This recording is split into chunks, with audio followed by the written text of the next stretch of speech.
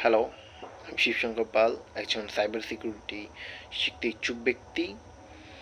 তো আজকে দিনে এসে আমাদের দেশে ডিজিটাল লিটারেসির পরিমাণ খুবই কম। এমনিতেই তো লিটারেসির পরিমাণ বেশ শোচনীয় পরিস্থিতি, তার মধ্যে ডিজিটাল লিটারেসি ব্যাপারটাই তো নেই।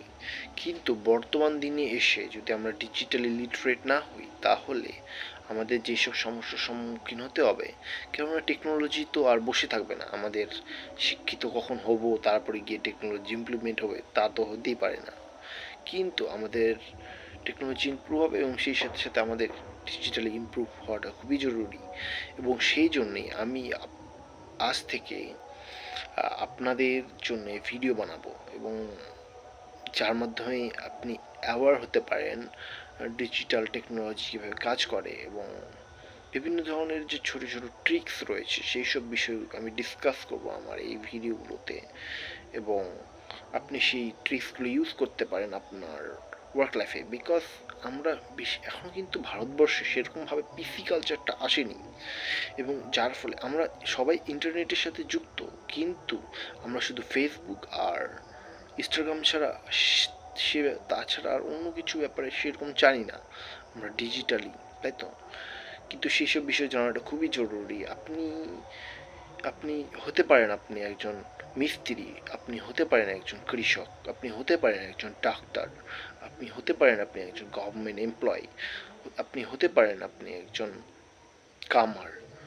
ইট does not matter. You need to learn, you need to aware about digital technology.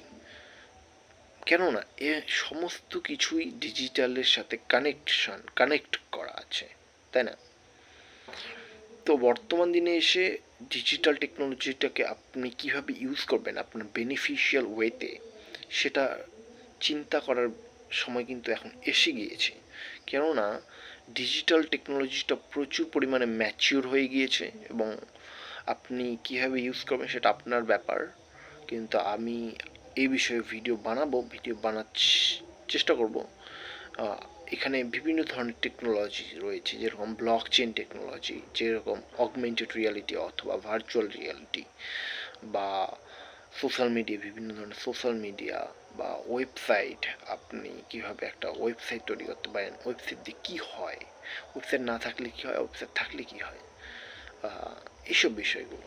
ঠিক আছে, আপনি কীভাবে আপনি অন্যান্য লোকেদের সাথে আপনার কমিউনিটির সাথে যোগাযোগ করবেন, ইমেইলের মাধ্যমে হোক, বা আপনি ইমেলটা কীভাবে লিখবেন থেকে শুরু করে, তারপর আপনি ডেটাবেসের থেকে আপনি কীভাবে আপনার কাজকে সহজ করবেন এক্সেলের দ্বারা বা ওয়ার্ডের দ্বারা, বা আপনি বিভিন্ন ধরনের টুলস রয়েছে ক্যানভা থেকে শুরু করে।